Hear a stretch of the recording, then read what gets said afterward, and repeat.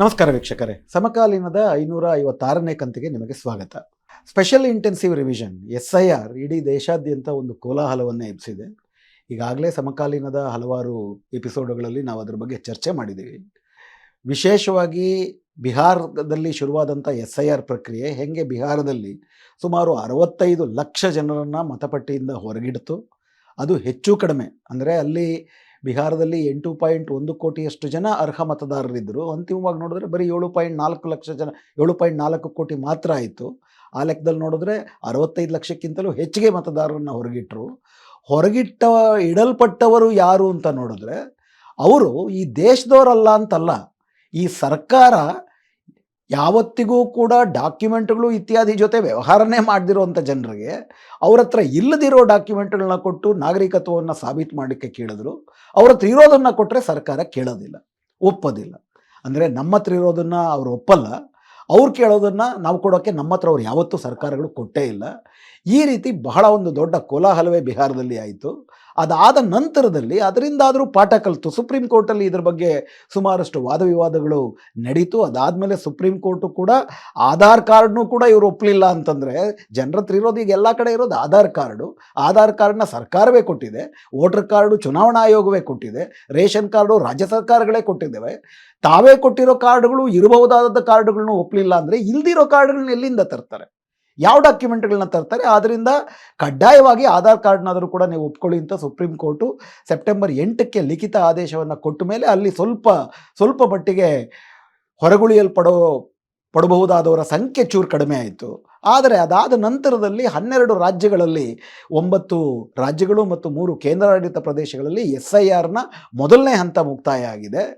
ಬಿಹಾರದಲ್ಲಿ ಆದಂಥ ಅನುಭವಗಳಿಂದ ಪಾಠ ಕಲಿತು ಚುನಾವಣಾ ಆಯೋಗದ ಪ್ರಪ್ರಥಮ ಕರ್ತವ್ಯ ಅಂದರೆ ಅರ್ಹ ಮತದಾರರೆಲ್ಲರನ್ನು ಒಳಗೊಳ್ಳುವುದು, ಅನರ್ಹ ಮತದಾರರನ್ನು ಹೊರಗಿಡುವಂಥದ್ದು. ಎಲ್ಲಕ್ಕಿಂತ ಮುಖ್ಯವಾಗಿ ಅರ್ಹರಾದ ಯಾರೊಬ್ಬರನ್ನೂ ಹೊರಗಿಡದಂತೆ ಎಲ್ಲ ರೀತಿಯ ಕಾನೂನುಗಳನ್ನು ಮಾಡುವುದು. ಯಾವ ಕಾರಣಕ್ಕೂ ಅದು ಸಾಮಾನ್ಯ ಜನರಿಗೆ ಕಿರುಕುಳ ಕೊಟ್ಟು ಆತಂಕವನ್ನು ಹುಟ್ಟಿಸಬಾರ್ದು.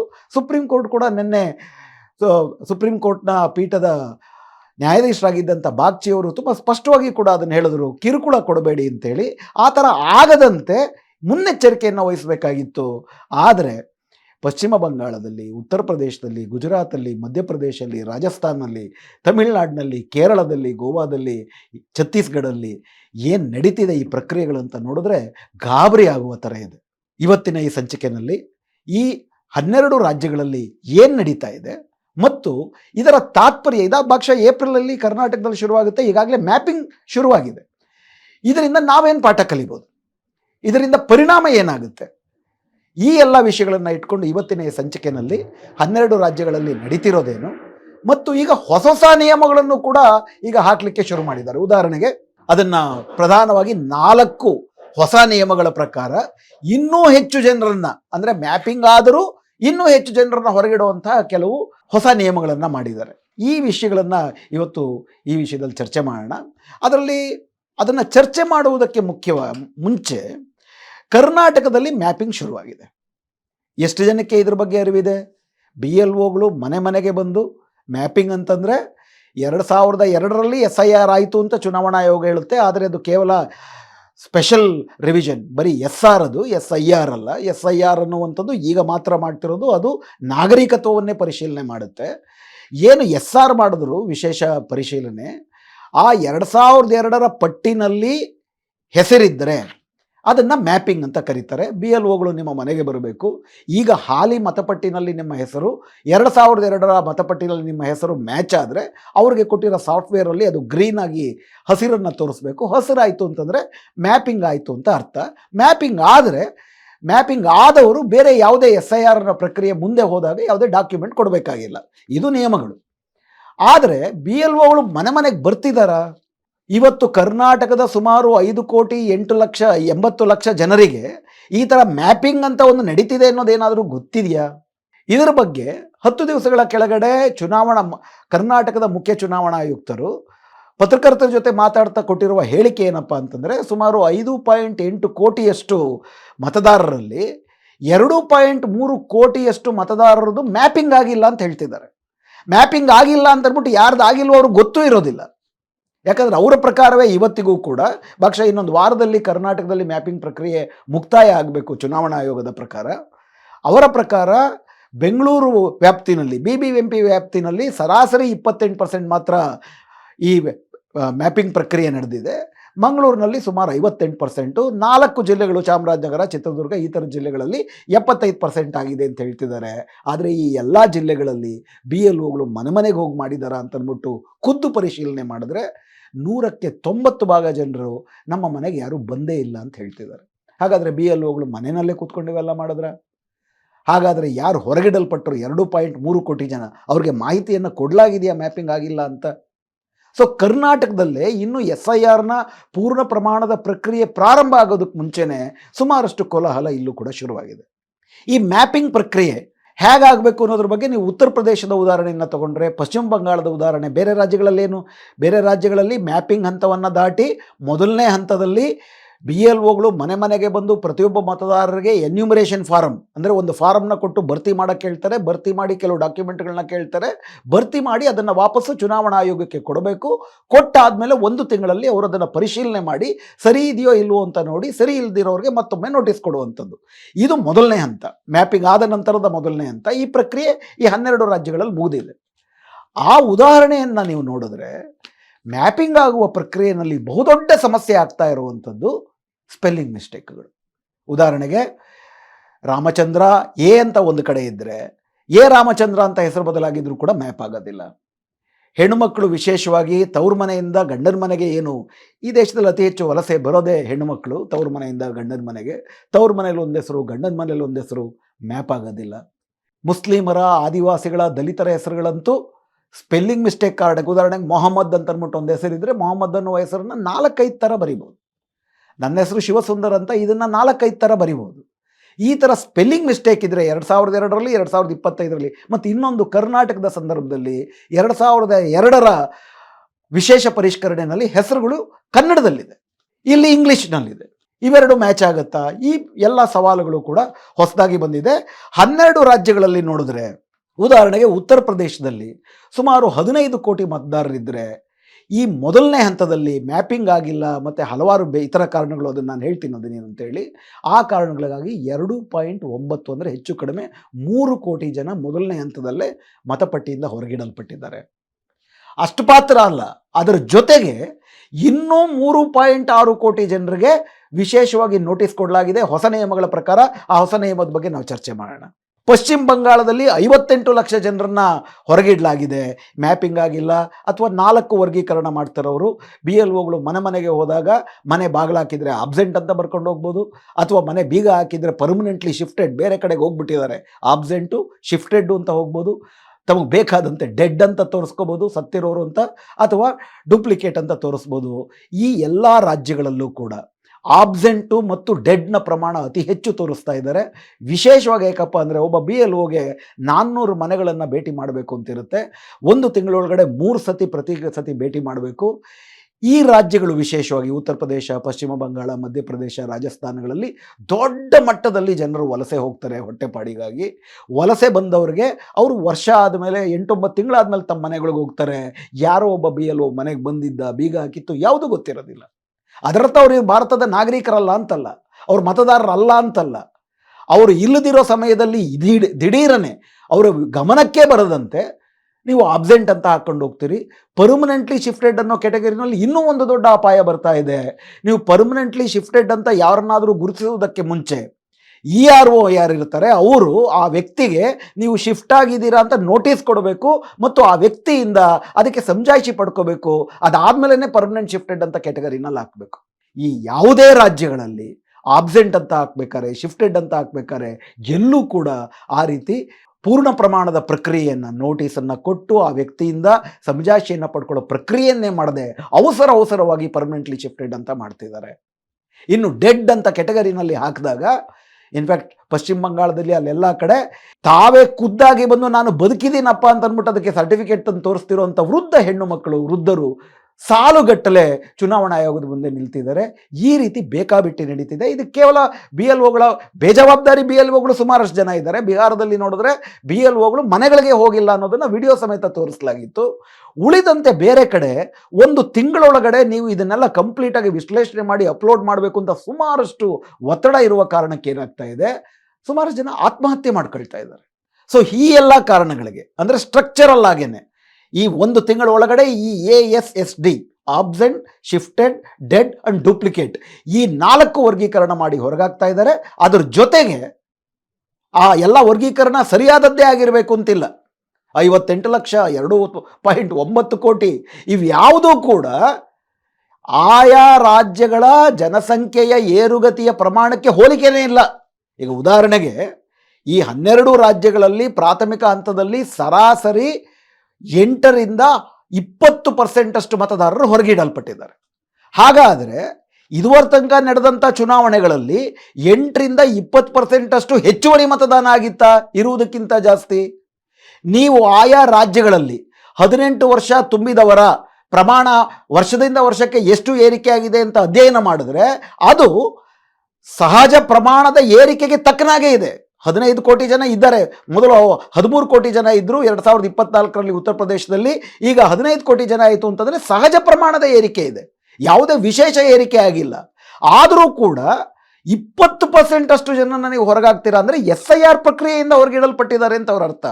ಇನ್ನೂ ಒಂದು ದೊಡ್ಡ ಉದಾಹರಣೆ ಅಧ್ಯಯನಗಳು ತಿಳಿಸ್ತಿರೋದೇನಪ್ಪ ಅಂತಂದರೆ, ಇದೇ ಉತ್ತರ ಪ್ರದೇಶದಲ್ಲಿ ಮತ್ತು ಇದೇ ಅಸ್ಸಾಂನಲ್ಲಿ ಕೇಂದ್ರ ಚುನಾವಣಾ ಆಯೋಗ ಅಲ್ಲ, ಆಯಾ ರಾಜ್ಯಗಳ ಮುಖ್ಯ ಚುನಾವಣಾ ಅಧಿಕಾರಿಗಳು ಆಯಾ ರಾಜ್ಯದಲ್ಲಿ ಸ್ಥಳೀಯ ಸಂಸ್ಥೆಗಳ ಚುನಾವಣೆಗಳಿಗೆ ಮಾಡುವುದಕ್ಕಾಗಿ ಮತದಾರರ ಪಟ್ಟಿಯನ್ನು ಮಾಡಿದಾಗ ಅವರು SIR ಪ್ರಕ್ರಿಯೆಯನ್ನು ಅನುಸರಿಸಲಿಲ್ಲ, ಬರೀ SR ಪ್ರಕ್ರಿಯೆಯನ್ನು ಅನುಸರಿಸಿದ್ರು. ಅಂದರೆ ಮತಪಟ್ಟಿಯನ್ನು ಇಟ್ಕೊಂಡು ಹೋದ್ರು, 18 ವರ್ಷ ತುಂಬಿದವ್ರನ್ನ ಸೇರಿಸ್ಕೊಂಡ್ರು, ಸತ್ತಿರೋರ ಹೆಸರು ಕಿತ್ತಾಕಿದ್ರು, 18 ಬೇರೆ ಇದಕ್ಕೆ ವರ್ಗಾವಣೆ ಆಗಿದ್ರೆ ಬೇರೆ ಕಾನ್ಸ್ಟಿಟ್ಯೂನ್ಸಿಗೆ ಹೋಗಿದ್ರೆ ಅವ್ರನ್ನ ಆ ವರ್ಗಾವಣೆ ಪಟ್ಟಿಯನ್ನು ಲಿಸ್ಟ್ ಮಾಡಿದ್ರು. ಆ ರೀತಿ SIR ಪ್ರಕ್ರಿಯೆಯನ್ನು ಅನುಸರಿಸದಿರ ಮಾಡಿದಾಗ ಆ ಎಲ್ಲ ರಾಜ್ಯಗಳಲ್ಲಿ ಸಹಜ ಪ್ರಕ್ರಿಯೆಗೆ ಅನುಗುಣವಾಗಿ ಬಂತು. ಉದಾಹರಣೆಗೆ ಅಸ್ಸಾಂನಲ್ಲಿ 3.5 ಕೋಟಿಯಷ್ಟು ಮತದಾರರು ಯಥಾವತ್ತು ಬಂದರು. ಉತ್ತರ ಪ್ರದೇಶದಲ್ಲಿ ನೋಡೋದಾದರೆ, ಉತ್ತರ ಪ್ರದೇಶದಲ್ಲಿ ಕೇಂದ್ರ ಚುನಾವಣಾ ಆಯೋಗ ಮಾಡಿರೋ SIR ಪ್ರಕ್ರಿಯೆಯ ಮೊದಲನೇ ಹಂತದಲ್ಲಿ 15 ಕೋಟಿ ಜನ ಇದ್ದಿದ್ದು 12.5 ಕೋಟಿ ಜನ ಆದರು. ಸುಮಾರು 2.90 ಲಕ್ಷ ಜನ ಹೊರಗಿಡಲ್ಪಟ್ಟರು. ಆದರೆ ಉತ್ತರ ಪ್ರದೇಶದ ಸ್ಥಳೀಯ ಚುನಾವಣೆಗಳಿಗಾಗಿ ರಾಜ್ಯದ ಚುನಾವಣಾ ಆಯುಕ್ತರು ಮಾಡಿದಾಗ ಬರೀ ಗ್ರಾಮೀಣ ಪ್ರದೇಶದಲ್ಲೇ 12.9 ಕೋಟಿ ಜನ ಆದರು. ಅಂದರೆ ನಗರ ಪ್ರದೇಶಗಳನ್ನ ಹೊರತುಪಡಿಸಿ ಇದರಲ್ಲೇ ಜಾಸ್ತಿ ಆಗ್ಬಿಟ್ರು. ಏಕಕಾಲದಲ್ಲಿ 2 ಭಿನ್ನ ಪ್ರಕ್ರಿಯೆ, SIR ಪ್ರಕ್ರಿಯೆ ಮತ್ತು SR ಪ್ರಕ್ರಿಯೆ ನಡೆದಾಗ SR ಪ್ರಕ್ರಿಯೆ ಸಹಜ ಜನಸಂಖ್ಯೆಯ ಪ್ರಮಾಣಕ್ಕೆ ಅನುಗುಣವಾಗಿ ಮತದಾರರ ಏರಿಕೆಯನ್ನು ಸೂಚಿಸುತ್ತೆ. SIR ಪ್ರಕ್ರಿಯೆ ವಿಶೇಷವಾಗಿ 8ರಿಂದ 20% ಜನರನ್ನು ಕಿತ್ತಾಕ್ತಾ ಇದೆ. ಈ ಕಿತ್ತಾಕುವುದು ನಾನು ಆಗಲೇ ಹೇಳಿದಾಗ ಈ ಆಬ್ಸೆಂಟ್, ಶಿಫ್ಟೆಡ್ ಅಂದರೆ ಸಿಕ್ಕಾಪಟ್ಟೆ ಒತ್ತಡವನ್ನು ಹೇರಿ BLOಗಳಲ್ಲಿ ಸ್ಟ್ರಕ್ಚರಲ್ ಆಗೇನೆ ಈ ಥರ ತಿದ್ದುಪಡಿಗಳನ್ನು ತರುವಂಥದ್ದು. ಅವರುಗಳಲ್ಲಿ ಯಾರು ಕಳ್ಕೊತಿದ್ದಾರೆ ಇದನ್ನು ನೀವು ಕೂಲಂಕುಷವಾಗಿ ಅಧ್ಯಯನ ಮಾಡಿದ್ರೆ, ಉತ್ತರ ಪ್ರದೇಶದಲ್ಲಿ ಹೊರಗಿಡಲ್ಪಟ್ಟ 2.90 ಲಕ್ಷ ಜನ ಯಾರು? ಪಶ್ಚಿಮ ಬಂಗಾಳದಲ್ಲಿ ಹೊರಗಿಡಲ್ಪಟ್ಟ 58 ಲಕ್ಷ ಜನ ಯಾರು? ತಮಿಳುನಾಡಿನಲ್ಲಿ, ಕರ್ನಾಟಕ ರಾಜ್ಯಕ್ಕಿಂತ ಶೈಕ್ಷಣಿಕವಾಗಿ ಸಾಮಾಜಿಕವಾಗಿ ಪ್ರಗತಿ ಹೊಂದಿರುವಂಥ ರಾಜ್ಯ, ಅಲ್ಲಿ 98 ಲಕ್ಷ ಜನ ಹೊರಗಿಡಲ್ಪಟ್ಟವರು. ಅವರು ಯಾರು?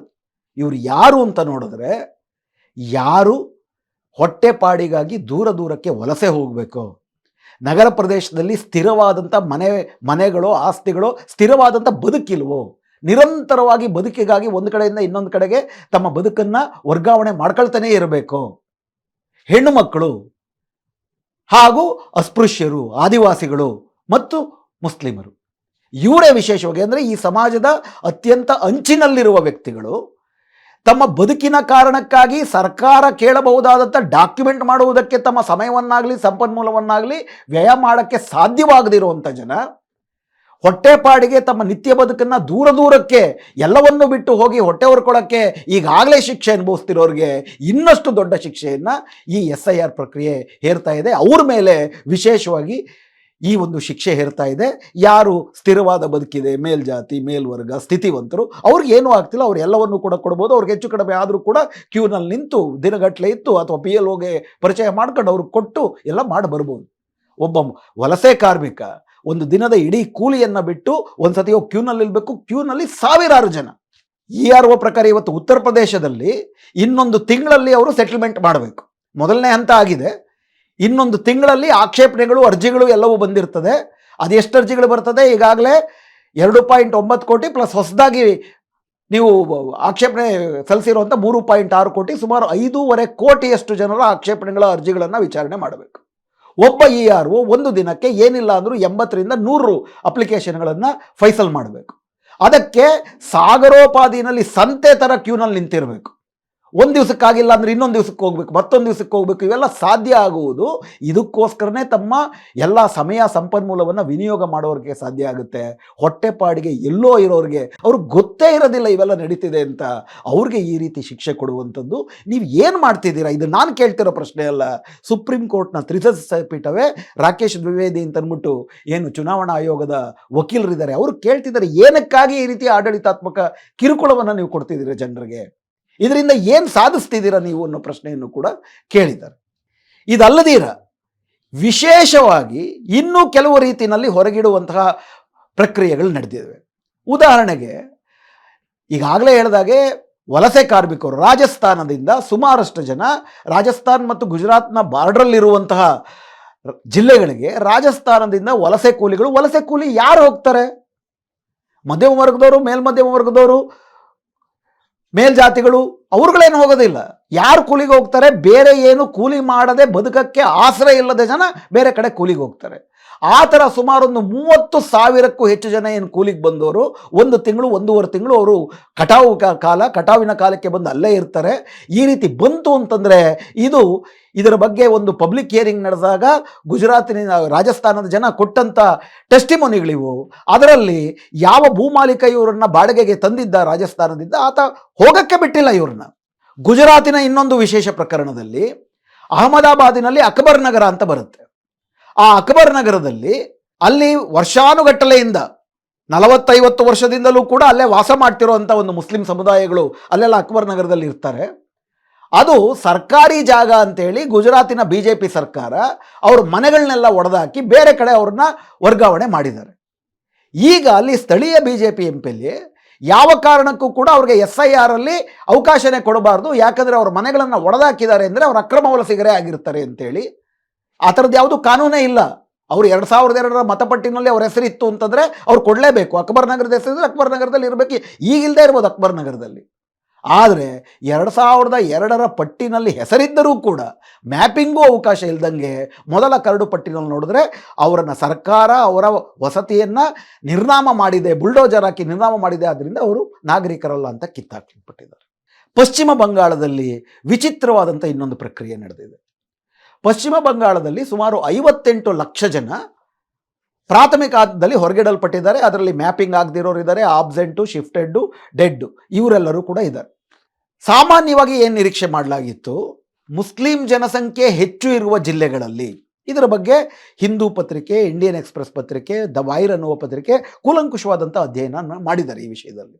ಪಶ್ಚಿಮ ಬಂಗಾಳ ಮತ್ತು ಉತ್ತರ ಪ್ರದೇಶದಲ್ಲಿ ಏನಾಗಿದೆ, ಮುಸ್ಲಿಂ ಜನಸಂಖ್ಯೆ, ವಿಶೇಷವಾಗಿ ಮುಸ್ಲಿಂ ಜನಸಂಖ್ಯೆ ಹೆಚ್ಚಿರುವ ಪಶ್ಚಿಮ ಬಂಗಾಳದ ಜಿಲ್ಲೆಗಳಲ್ಲಿ ಮ್ಯಾಪಿಂಗ್ ಪರ್ಸೆಂಟೇಜು ಸರಾಸರಿ ಜಾಸ್ತಿ ಆಗಿದೆ.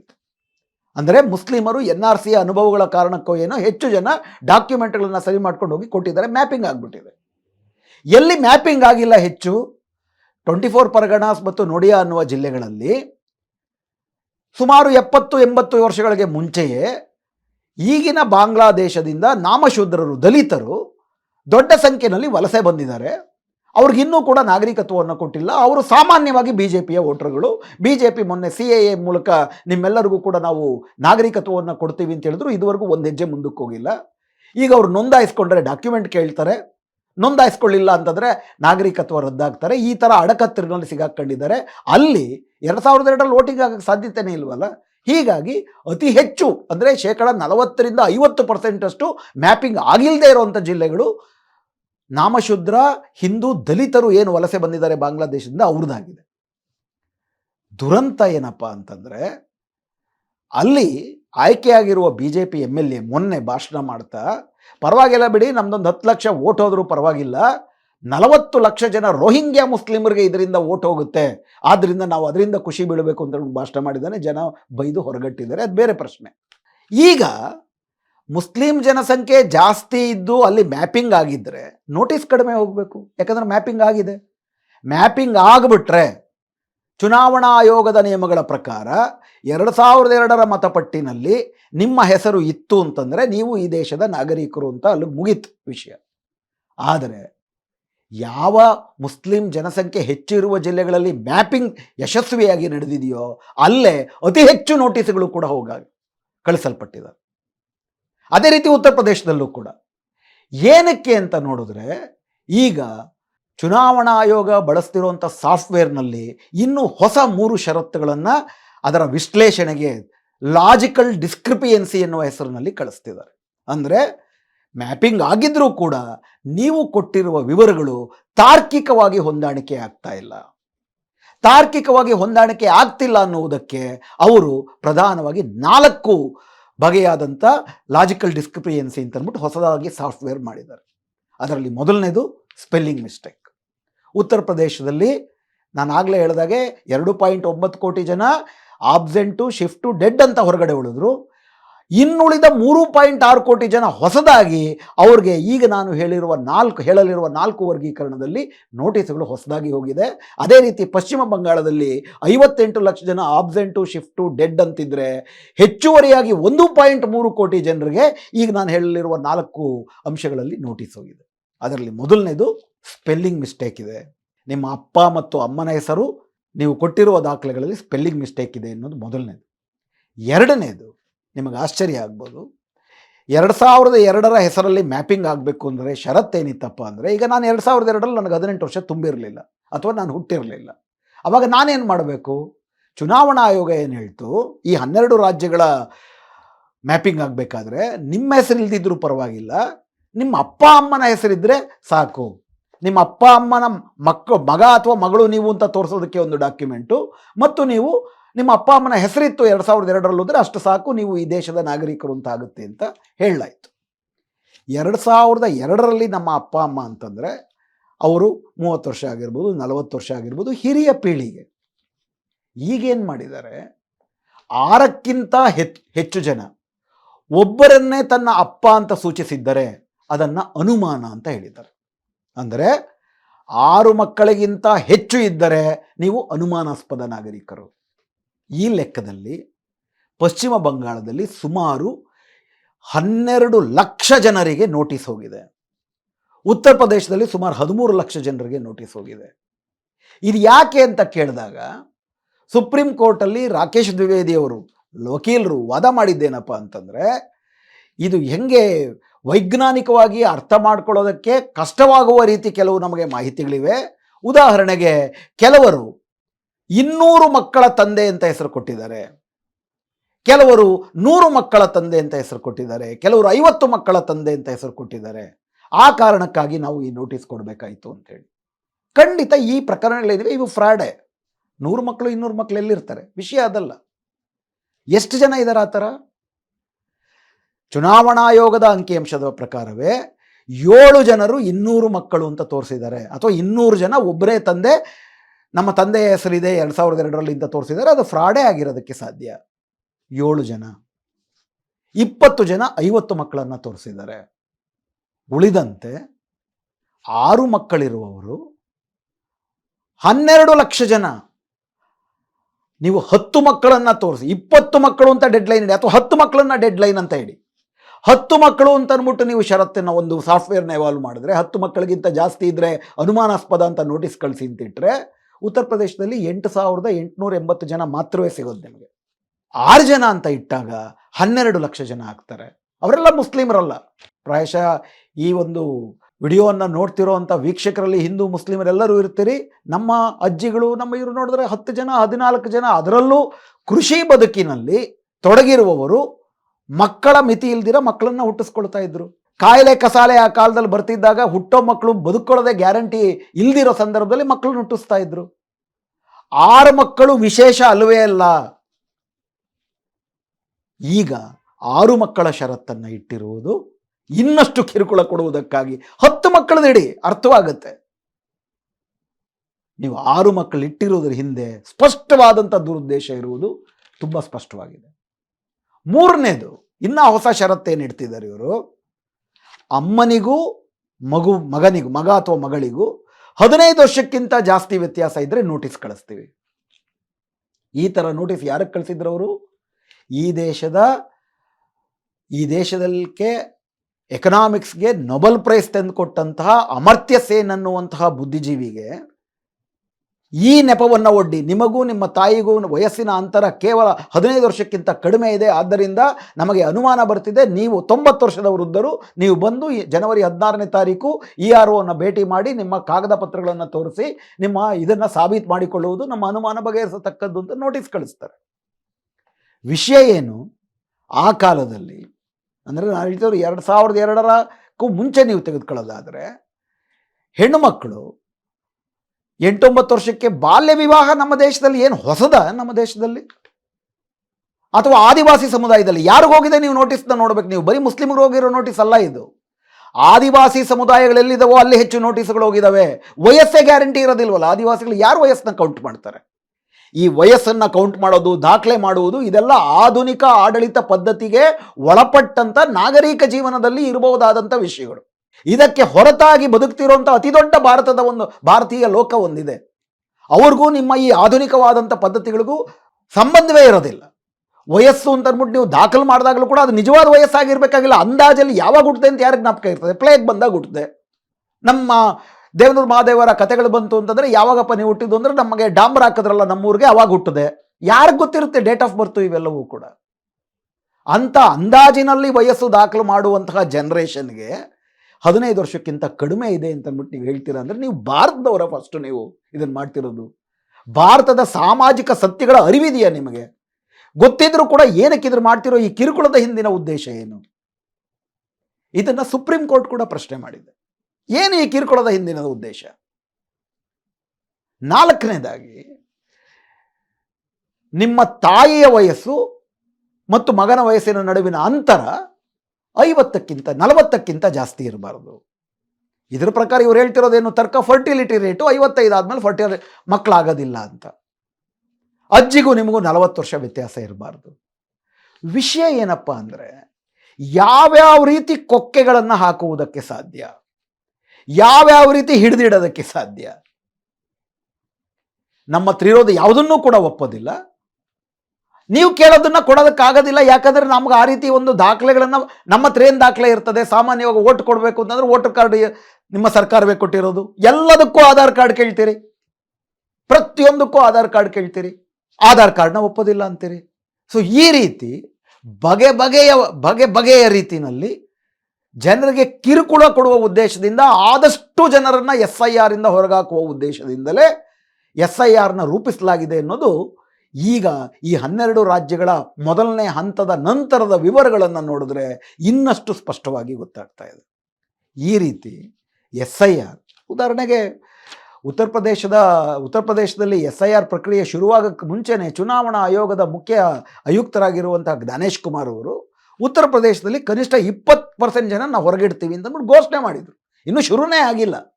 ಅಂದರೆ ನೀವು 20% ಜನನ್ನ ಹೊರಗಿಡಬೇಕು ಅಂತಲೇ ಹೊರಟ್ರೆ ಹೆಂಗೆ ಹೊರಗಿಡಬೇಕು ಅಂತ ಹೊಸ ನಿಯಮಗಳನ್ನು ಮಾಡ್ತಾ ಹೋಗ್ತೀರಿ. ಚುನಾವಣಾ ಆಯೋಗಕ್ಕೆ ಆರ್ಟಿಕಲ್ 324, ಸಂವಿಧಾನದ ಆರ್ಟಿಕಲ್ 324 ಕೊಡುವಂತಹ ಹೊಣೆಗಾರಿಕೆ ಮತ್ತು ಅಧಿಕಾರ ಹೆಚ್ಚು ಜನರನ್ನು ಒಳಗೊಳ್ಳುವುದಕ್ಕೆ, ಅರ್ಹರನ್ನು ಒಳಗೊಳ್ಳುವುದಕ್ಕೆ.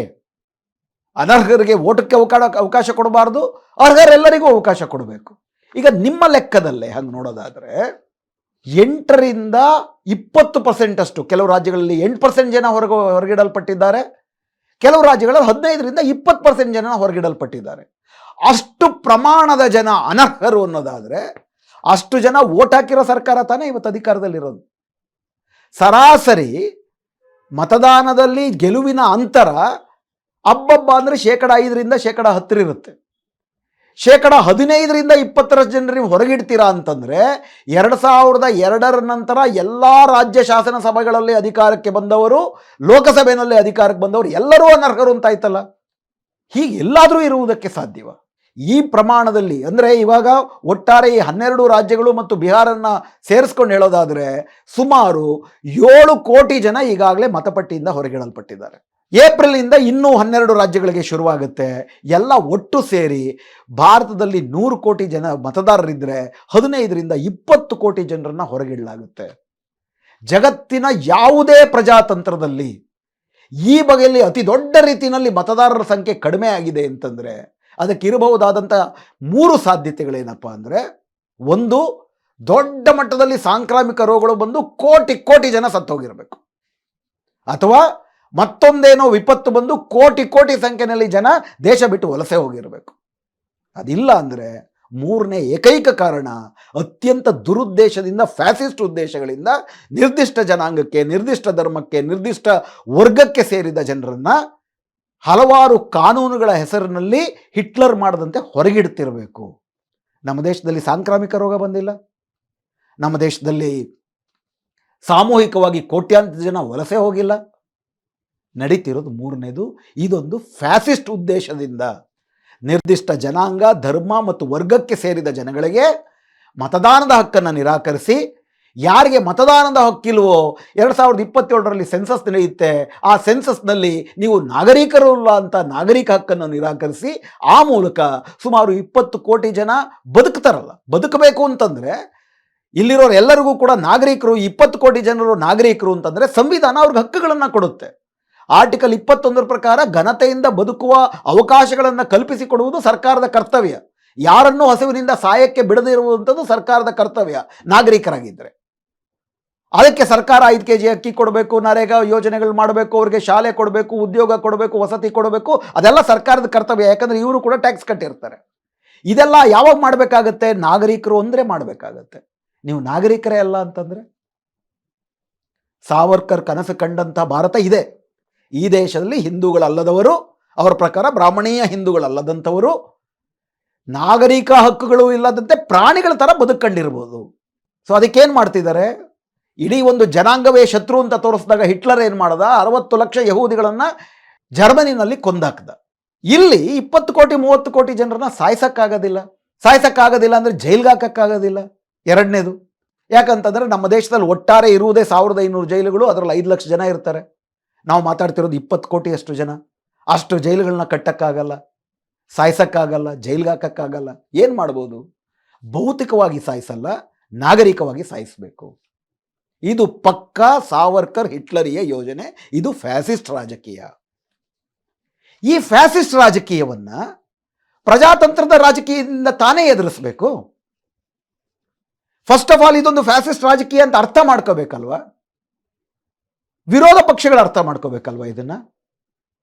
ಬದಲಿಗೆ ನಮ್ಮ ಕರ್ನಾಟಕ ರಾಜ್ಯದ ಸಮಾಜವಾದಿ ಮುಖ್ಯಮಂತ್ರಿಗಳಾಗಿರುವ ಸಿದ್ದರಾಮಯ್ಯನವರು, ನಾವು SIRನಲ್ಲಿ ರಾಜಕೀಯ ಮಾಡುವುದಿಲ್ಲ, ಅರ್ಹರನ್ನು ಹೊರಗಿಡದಂತೆ ಪ್ರಯತ್ನವನ್ನು ಕೂಡ ಮಾತ್ರ ನಾವು ಮಾಡ್ತೀವಿ ಅಂತೇಳಿ ಇದರ ಹಿಂದೆ ಇರುವಂತಹ ಅತಿದೊಡ್ಡ ಕುತಂತ್ರವನ್ನೇ ಮರೆಮಾಚಕ್ಕೆ ಶುರು ಮಾಡಿದ್ರು. ಆಗಲೇ ನಾನು ಹೇಳ್ತಾ ಇನ್ನೊಂದು ವಿಷಯವನ್ನು ತಮ್ಮ ಗಮನಕ್ಕೆ ತರಬೇಕು. ಅವರು 13 ಡಾಕ್ಯುಮೆಂಟ್ಗಳನ್ನು ಹೇಳಿದ್ದಾರೆ. ಅದರ ಬಗ್ಗೆ ನಾನು ಬರ್ತೀನಿ. ಕರ್ನಾಟಕ ರಾಜ್ಯ ಸರ್ಕಾರ ಈಗ ಸುಮಾರಷ್ಟು ರಾಜ್ಯಗಳಲ್ಲಿ ಮ್ಯಾಪಿಂಗ್ ಶುರು ಮಾಡಿದೆ. ಮುಖ್ಯಮಂತ್ರಿ ಸಿದ್ದರಾಮಯ್ಯನವರು ನಾನು ಇದರಲ್ಲಿ ರಾಜಕೀಯ ಮಾಡಲ್ಲ ಅಂತ ಹೇಳಿದ್ದಾರೆ. ನಾನೀಗಾಗಲೇ ಹೇಳಿದಾಗ ಇದೊಂದು ಫ್ಯಾಸಿಸ್ಟ್ ರಾಜಕೀಯ. BJP ಮಾಡ್ತಿರೋದು ಫ್ಯಾಸಿಸ್ಟ್ ರಾಜಕೀಯವೇ. ಅದನ್ನು ನೀವು ಜನಪರ ರಾಜಕೀಯ ಮಾಡೇ ನಿಲ್ಲಿಸಬೇಕು. ಯಾವ ಕಾರಣಕ್ಕೂ ಕೂಡ SIRನ್ನು ನಮ್ಮ ರಾಜ್ಯದಲ್ಲಿ ಮಾಡುವುದಕ್ಕೆ ಅವಕಾಶ ಕೊಡುವುದಿಲ್ಲ ಅನ್ಬೇಕು. ಕನಿಷ್ಠ ಪಕ್ಷ ಸುಪ್ರೀಂ ಕೋರ್ಟಲ್ಲಿ SIRನ ಸಾಂವಿಧಾನಿಕತೆ ತೀರ್ಮಾನ ಆಗುವ ತನಕ. ಯಾಕಂದರೆ ಸುಪ್ರೀಂ ಕೋರ್ಟ್ನಲ್ಲಿ ಬಹಳ ಮುಖ್ಯವಾದಂಥ ಒಂದು ಚರ್ಚೆ ನಡೀತಾ ಇದೆ. ಅದೇನಪ್ಪ ಅಂತಂದರೆ, ಬಹಳ ಮುಖ್ಯವಾಗಿ ಸುಪ್ರೀಂ ಕೋರ್ಟಲ್ಲಿ ಚುನಾವಣಾ ಆಯೋಗ ಮೋದಿ ಸರ್ಕಾರ ವಾದಿಸ್ತಿರೋದೇನು? ಸಂವಿಧಾನದ ಆರ್ಟಿಕಲ್ 324 ಮತ್ತು 326 ಚುನಾವಣಾ ಆಯೋಗಕ್ಕೆ 18 ವರ್ಷ ತುಂಬಿದ ಭಾರತೀಯ ನಾಗರಿಕರಿಗೆ ಚುನಾವಣೆಯಲ್ಲಿ ಓಟು ಹಾಕುವ ಅವಕಾಶವನ್ನು ಕೊಡಬೇಕು ಅಂತಂದ್ಬಿಟ್ಟು ಹೇಳುತ್ತೆ. ಅದರ ಅರ್ಥ ಭಾರತೀಯ ನಾಗರಿಕರಿಗೆ ಮಾತ್ರ ಕೊಡಬೇಕು ಅಂತ ಅದರ ಅರ್ಥ ಅಂತ ಇವರು ವ್ಯಾಖ್ಯಾನ ಮಾಡಿಕೊಂಡು, ಹೀಗಾಗಿ ಈಗ ನೀವು ಭಾರತೀಯ ನಾಗರಿಕರ ಅಲ್ವಾ ಅಥವಾ ಹೌದಾ ಅಂತಂದ್ಬಿಟ್ಟು ಸಾಬೀತು ಮಾಡ್ಕೊಳ್ಳಿ ಅಂತ ಕೇಳುವ ಅಧಿಕಾರ ನಮಗೆ ಸಂವಿಧಾನದಿಂದಲೇ ಬಂದಿದೆ. ಆರ್ಟಿಕಲ್ 326 ನಮಗೆ ನೀವು ನಾಗರಿಕರ ಅಲ್ವಾ ಅಂತ ಜನರನ್ನು ಪರಿಶೀಲನೆ ಮಾಡೋದಕ್ಕೆ ಅಧಿಕಾರ ಕೊಟ್ಟಿದೆ ಅಂತಂದ್ಬಿಟ್ಟು ವಾದ ಮಾಡ್ತಿದ್ದಾರೆ. ಸುಪ್ರೀಂ ಕೋರ್ಟ್ನಲ್ಲಿ ಜಡ್ಜ್ಗಳಿಗೆ ಕೇಳ್ತಿರೋ ಮರು ಪ್ರಶ್ನೆ ಏನಪ್ಪ ಅಂತಂದರೆ, ನೀವು ಯಾರ್ದಾದ್ರೂ ನಾಗರಿಕತ್ವವನ್ನು ನಾಗರಿಕರಲ್ಲ ಅವರು ಅಂತ ನಿರಾಕರಿಸುವ ಅಧಿಕಾರ ನಿಮಗಿದೆಯಾ? ನೀವು ಮತಪಟ್ಟಿಯನ್ನು ಮತದಾರರ ಪರಿಷ್ಕರಣೆ ಮಾಡ್ತೀರಿ. ಭಾರತೀಯ ನಾಗರಿಕರ ನಿಮಗೆ 18 ವರ್ಷ ತುಂಬಿದೆಯಾ, ನೀವು ಇದೇ ಕಾನ್ಸ್ಟಿಟ್ಯೂನ್ಸಿನಲ್ಲಿ ಇದ್ದರೆ ಇಷ್ಟು ಪ್ರಶ್ನೆಗಳನ್ನು ಕೇಳಬೇಕು. ಭಾರತೀಯ ನಾಗರಿಕರ ಅಲ್ಲ ಅಂತ ಬಂದರೆ ಅವ್ರ ನಾಗರಿಕರಲ್ಲ ಅಂತ ಮತಪಟ್ಟಿಯಿಂದ ಹೊರಗಿಡುವಂತಹ ಅಧಿಕಾರ ನಿಮಗಿದೆಯಾ? ಒಬ್ಬರು ನಾಗರಿಕರ ಅಲ್ವಾ ಹೌದಾ ಅನ್ನುವಂತಹ ಪರಿಶೀಲನೆ ಮಾಡುವ ಅಧಿಕಾರ, ಅವ್ರನ್ನ ನಾಗರಿಕ ಪಟ್ಟಿಯಿಂದ ಹೊರಗಿಡುವ ಅಧಿಕಾರ ಭಾರತದ ಸಂವಿಧಾನದ ಪ್ರಕಾರ ಇರುವುದು ಕೇವಲ ಕೇಂದ್ರದ ಗೃಹ ಇಲಾಖೆಗೆ ಮಾತ್ರ. ಚುನಾವಣಾ ಆಯೋಗಕ್ಕೆ ಅದಿಲ್ಲ. ನೀವು ಮತಪಟ್ಟಿಯಿಂದ ನಾಗರಿಕರು ಅಲ್ಲ ಅನ್ನುವ ಕಾರಣಕ್ಕಾಗಿ ಹೊರಗಿಡ್ತಿದ್ದೀರಾ? ಈ ಪ್ರಶ್ನೆಗೂ ಬಹಳ ಸ್ಪಷ್ಟವಾಗಿ ಚುನಾವಣಾ ಆಯೋಗ ಉತ್ತರ ಕೊಟ್ಟಿರೋದೇನು? 2003ರಲ್ಲಿ ಭಾರತದ ನಾಗರಿಕ ಕಾಯ್ದೆಗೆ ಪರಿಷ್ಕರಣೆ ಆಯಿತು. ಭಾರತದ ನಾಗರಿಕರು ಯಾರು ಅಂತಿತ್ತು ಸಂವಿಧಾನದಲ್ಲಿ ಈ ದೇಶದಲ್ಲಿ ಹುಟ್ಟಿದವರೆಲ್ಲ ಈ ದೇಶದ ನಾಗರಿಕರು ಅಂತ ಇತ್ತು. ಆದರೆ 2003ರಲ್ಲಿ ಅಟಲ್ ಬಿಹಾರಿ ವಾಜಪೇಯಿ ಸರ್ಕಾರ ಈ ದೇಶದ ನಾಗರಿಕರಾಗಬೇಕು ಅಂದರೆ ಹೊಸ ಷರತ್ತುಗಳನ್ನು ಸೇರಿಸ್ತು. ಅದರ ಪ್ರಕಾರ 87ಕ್ಕೆ ಮುಂಚೆ ಹುಟ್ಟಿದವರು ಕೂಡ ಒಂದು ಬರ್ತ್ ಸರ್ಟಿಫಿಕೇಟ್ ಕೊಡಬೇಕು, ಈ ದೇಶದಲ್ಲೇ ಹುಟ್ಟಿದ್ದೀನಿ ಅಂತ. 87ರಿಂದ 2004ರ ನಡುವೆ ಹುಟ್ಟಿದವರು ತಾವು ಈ ದೇಶದಲ್ಲೇ ಹುಟ್ಟಿದ್ದೀವಿ, ತಮ್ಮ ಅಪ್ಪ ಅಮ್ಮಂದರಲ್ಲಿ ಒಬ್ಬರು ಈ ದೇಶದಲ್ಲಿ ಹುಟ್ಟಿದ್ದಾರೆ, ಹಾಗೂ ನಾನು ಆ ಅಪ್ಪ ಅಮ್ಮಂದರ ಮಗ ಅಥವಾ ಮಗಳ ಅಂತ ಹೇಳುವುದಕ್ಕೆ 3 ಡಾಕ್ಯುಮೆಂಟ್ ಕೊಡಬೇಕು. 2004ರ ನಂತರ ಹುಟ್ಟಿದವರು ತಾವು ಈ ದೇಶದಲ್ಲಿ ಹುಟ್ಟಿದ್ದೇವೆ ಮತ್ತು ತಮ್ಮ ಅಪ್ಪ ಅಮ್ಮ ಇಬ್ಬರೂ ಈ ದೇಶದಲ್ಲೇ ಹುಟ್ಟಿದ್ದಾರೆ, ಅಥವಾ ಅವರಲ್ಲಿ ಒಬ್ಬರೂ ಕೂಡ ಇಲ್ಲಿಗಲ್ ಮೈಗ್ರೆಂಟ್ ಅಲ್ಲ ಅಂತ ಸಾಬೀತು ಮಾಡಬೇಕು, ಮತ್ತು ತಾವು ಅದೇ ಅಪ್ಪನ ಅಮ್ಮನ ಮಗ ಅಥವಾ ಮಗಳು ಅಂತ ಸಾಬೀತು ಮಾಡೋದಕ್ಕೆ ಇನ್ನೊಂದು ಡಾಕ್ಯುಮೆಂಟ್ ಕೊಡಬೇಕು. ಒಟ್ಟು 4 ಡಾಕ್ಯುಮೆಂಟ್ ಕೊಡಬೇಕು. ಅಂದರೆ ನಾಗರಿಕತ್ವಕ್ಕೆ ಹೊಸ ಷರತ್ತುಗಳನ್ನು 2003ರಲ್ಲಿ ಸೇರಿಸಲಾಯಿತು. ಆ ಹೊಸ ಷರತ್ತುಗಳನ್ನು ಸೇರಿಸಾದ ಮೇಲೆ ನಾವು ಮತಪಟ್ಟಿ ಪರಿಷ್ಕರಣೆ ಮಾಡಿಲ್ಲ, ಅರ್ಥಾತ್ ನಾವು ನಾಗರಿಕತ್ವವನ್ನೇ ಪರಿಶೀಲನೆ ಮಾಡ್ತಿದ್ದೀವಿ ಅಂತ ಸ್ಪಷ್ಟವಾಗಿ ಹೇಳಿದ್ರು. ಸುಪ್ರೀಂ ಕೋರ್ಟು ತುಂಬ ಸ್ಪಷ್ಟವಾಗಿ ಕೇಳಿದೇನಪ್ಪ ಅಂದರೆ, ನಿಮಗೆ ಅಧಿಕಾರ ಎಲ್ಲಿಂದ ಬರುತ್ತೆ? ಯಾಕಂದರೆ 1995ರಲ್ಲಿ ಲಾಲ್ ಬಾಬು ಹುಸೇನ್ ಪ್ರಕರಣದಲ್ಲಿ ಜಸ್ಟಿಸ್ ಅಹಮದಿಯವರ, ಆಗಿನ ಚೀಫ್ ಜಸ್ಟಿಸ್ ಅಹಮದಿಯವರ ತ್ರಿಸದಸ್ಯ ಪೀಠದಲ್ಲಿ ತೀರ್ಮಾನ ಆಗಿರುವ ವಿಷಯ, ಯಾವುದಾದರೂ ಒಬ್ಬ ವ್ಯಕ್ತಿಯ ನಾಗರಿಕತ್ವವನ್ನು ನಿರಾಕರಣೆ ಮಾಡಬೇಕು ಅಂದರೆ ಯಾರಾದರೂ ನಿಮಗೆ ದೂರು ಕೊಟ್ಟಿರಬೇಕು. ಆ ದೂರಿನ ಅನ್ವಯ ನೀವು ಪರಿಶೀಲನೆ ಮಾಡಬೇಕು. ಪರಿಶೀಲನೆ ಮಾಡಬೇಕಾದ್ರೆ ನೀವು ಅವರ ದಾಖಲೆಗಳನ್ನು ಕೇಳಬೇಕು. ಆ ದಾಖಲೆಗಳನ್ನು ಇಟ್ಕೊಂಡು ಇವರು ನೋಡಿ ನಾಗರಿಕರಲ್ಲ ಅಂತೇಳಿ ನೀವೊಂದು ಟ್ರಿಬ್ಯುನಲ್ಗೆ ಹೇಳಬೇಕು. ಸರ್ಕಾರಿ ಅಧಿಕಾರಿಯೇ ತೀರ್ಮಾನ ಮಾಡೋದಲ್ಲ ಇದನ್ನು. ಟ್ರಿಬ್ಯುನಲ್ ಅಂದ್ರೆ ಏನು? ನ್ಯಾಯಾಧಿಕರಣ. ಸರ್ಕಾರ ಅಲ್ಲ, ಅದು ನ್ಯಾಯಾಲಯ. ನ್ಯಾಯಾಲಯದಲ್ಲಿ ಸರ್ಕಾರವು ವಾದಿ, ಯಾರನ್ನ ನೀವು ವಿದೇಶಿ ಅಂತ ಕರಿತೀರ ಅವರು ಪ್ರತಿವಾದಿ, ಇಬ್ಬರು ಕೂಡ ತಮ್ಮ ದಾಖಲೆಗಳನ್ನ ಮುಂದಿಡ್ತಾರೆ.